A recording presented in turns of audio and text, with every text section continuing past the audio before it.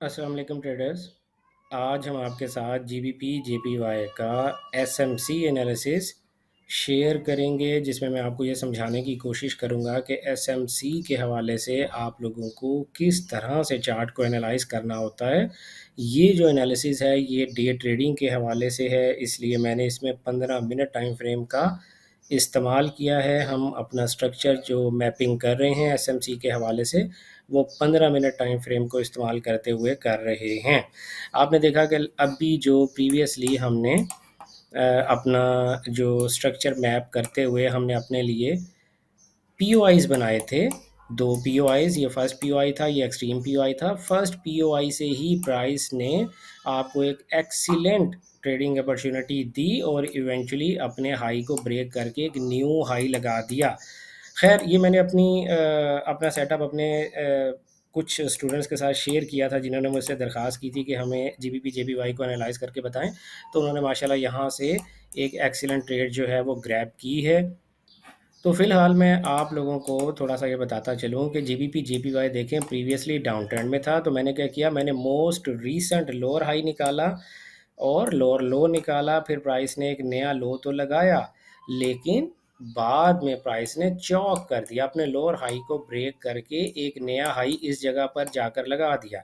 In between आप लोगों को अगर पता है, अगर आप लोग एसएमसी को थोड़ा बहुत जानते हैं, तो आपको पता है जब प्राइस लो नया हाई बनाती है तो उसे अपनी इंड्यूसमेंट लेनी होती है, तभी हम किसी हाई को अपना हाई डिक्लेयर करते हैं।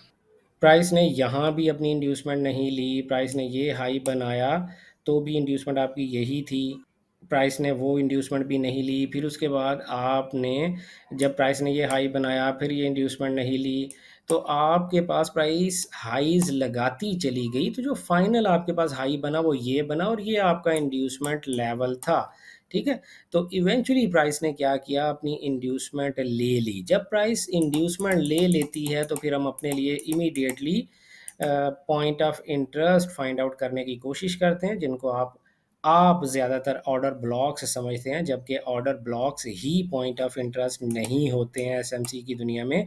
आप ये देखें कि मैंने यहाँ पर इस पूरे ऑर्डर फ्लो को मैंने अपने लिए फर्स्ट पीओआई डिफाइन किया था। ठीक है, तो ये जो मेरा पूरा ऑर्डर फ्लो था ये मेरा फर्स्ट पीओआई था। यहाँ पर प्राइस जब आई, जो मैंने अपने स्टूडेंट्स के साथ, कुछ स्टूडेंट्स के साथ मैंने ये एनालिसिस शेयर किया था जिन्होंने मुझसे दरख्वास्त की थी, तो प्राइस ने वहीं से आपको रिएक्शन दिया और आपको एक नया हाई दिया। आप लोगों को पता है कि एसएमसी में inducement, first POI and extreme POI, ये तीन ऐसे इम्पॉर्टेंट आपके पास पीओआईज़ होते हैं या एंट्री पॉइंट्स होते हैं, जहाँ से आपको अच्छी ट्रेड मिलने के चांसेस बहुत ज़्यादा होते हैं। जनरली प्राइस जो है अगर अच्छे हेल्दी ट्रेंड में हो तो वो हमेशा आपको इंड्यूसमेंट के बाद वाला पहला जो भी आपका पॉइंट ऑफ इंटरेस्ट बनता है, ऑर्डर फ्लो होगा, ऑर्डर ब्लॉक होगा, वो आपको वहाँ से ही जनरली एक नया हाई देखने में मिल जाया करता है। लेकिन कभी-कभी प्राइस जो है अगर वीक ट्रेंड में हो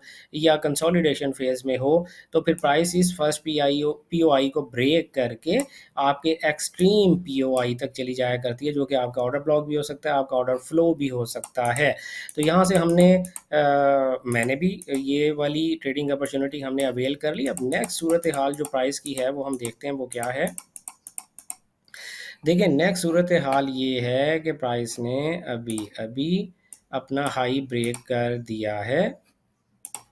हम इस हाई को अपने लिए ऐसे मार्क कर लेते हैं ताकि हमारा चार्ट जो है वो हमें आधी बात बता दिया करे। अगर मैं कभी दोबारा चार्ट पे आऊँ तो मुझे पता चल जाए कि हमारे साथ हुआ क्या है। अब ये पुराने पीओआईज़ हमारे इनवैलिड हो गए हैं। जैसे ही प्राइस ने ऊपर, आपको पता है, एक कैंडल क्लोज़ कर दी, तो हम जो लोएस्ट लो होता है प्रीवियस हाई के बाद वाला, हम उसे अपना हायर लो मान लेते हैं। ठीक है, अब इस हायर लो से लेकर और टॉप तक हमारे पास इंड्यूसमेंट भी है, हमारे पास फर्स्ट पॉइंट ऑफ इंटरेस्ट भी है, हमारे पास एक्सट्रीम पॉइंट ऑफ इंटरेस्ट भी है।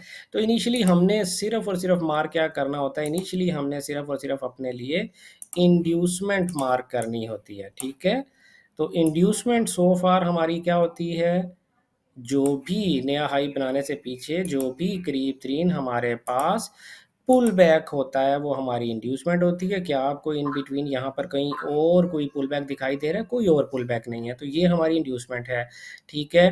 तो अब हमारे पास चांसेस ये हैं कि जब प्राइस यहाँ पर ये इंड्यूसमेंट ले इसे स्वीप करे, तो या तो हम यहाँ पर कोई ना कोई एंट्री अपनी प्लान करेंगे, वरना हम इसके बाद बॉटम से शुरू कर लेते हैं कि हमारे पास कौन कौन से पीओआईज हैं। हमारे पास एक ये पीओआई है जो हमारा एक्सट्रीम ऑर्डर ब्लॉक है, या एक्सट्रीम पीओआई है जो बिल्कुल बॉटम के पास है। एक हमारे पास पीओआई ये है, और जो हमारे पास दूसरा पीओआई है वो इंड्यूसमेंट से करीब होना चाहिए। इंड्यूसमेंट के बिल्कुल पास आपको कौन सा ऐसा अनमिटिगेटेड ऑर्डर ब्लॉक या ऑर्डर फ्लो दिखाई दे रहा है?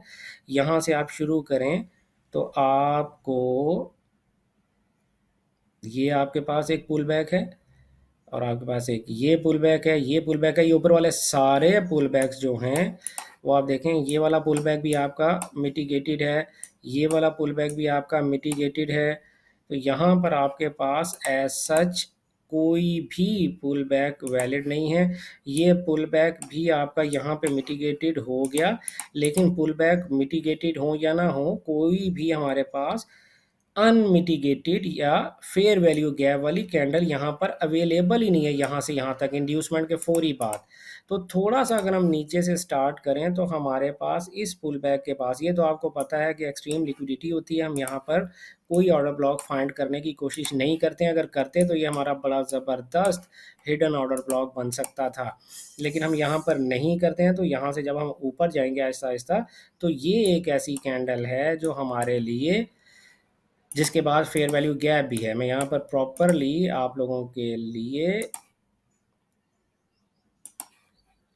एक बॉक्स बनाता हूँ, और इसको मैं एक्सट्रीम पीओआई का नाम दे देता हूँ। एक्सट्रीम पीओआई, सॉरी, ये फर्स्ट पीओआई है, फर्स्ट पीओआई का मैं नाम दे देता हूँ। तो अब हमारे पास सिचुएशन ये है कि हम जीबीपी जेपीवाई के को या तो इस लिक्विडिटी स्वीप पर एंट्री फाइंड करने की कोशिश करेंगे 1 मिनट टाइम फ्रेम में, या प्राइस के इस फर्स्ट पीओआई तक आने का इंतज़ार करेंगे, फिर हम कोई एंट्री फाइंड करेंगे, या फिर प्राइस को मज़ीद नीचे आकर एक्सट्रीम पीओआई तक आने का इंतज़ार करेंगे, और फिर यहाँ से हम कोई एंट्री फाइंड आउट करेंगे 1 मिनट टाइम फ्रेम में with maximum risk to reward ratio के साथ। तो करंटली जब तक प्राइस इंड्यूसमेंट नहीं लेती है, हम इस हाई को अपना हाई कंसीडर नहीं कर सकते। अब अगर प्राइस यहाँ से नीचे आने की बजाय 2-3 कैंडल्स मज़ीद बना के नया हाई बना देती है, तो हमारी इंड्यूसमेंट इस लेवल पर शिफ्ट हो जाएगी। फिर हम ये वाले पॉइंट को अपना फर्स्ट ऑर्डर ब्लॉक या फर्स्ट ऑर्डर फ्लो या फर्स्ट पॉइंट ऑफ इंटरेस्ट बना लेंगे, क्योंकि इसके ऊपर फेयर वैल्यू गैप अवेलेबल है। तो करंट सूरत हाल में हमारे पास जीबीपी का यही एनालिसिस है। अगर प्राइस यहाँ से कोई मज़ीद ऊपर चली जाती है तो हमारी इंड्यूसमेंट ऊपर शिफ्ट हो जाएगी। उम्मीद है कि प्राइस इसी तरह बिहेव करेगी जैसे हम एक्सपेक्ट कर रहे हैं, और आपने यकीनन आज की इस वीडियो से कुछ ना कुछ ज़रूर सीखा होगा।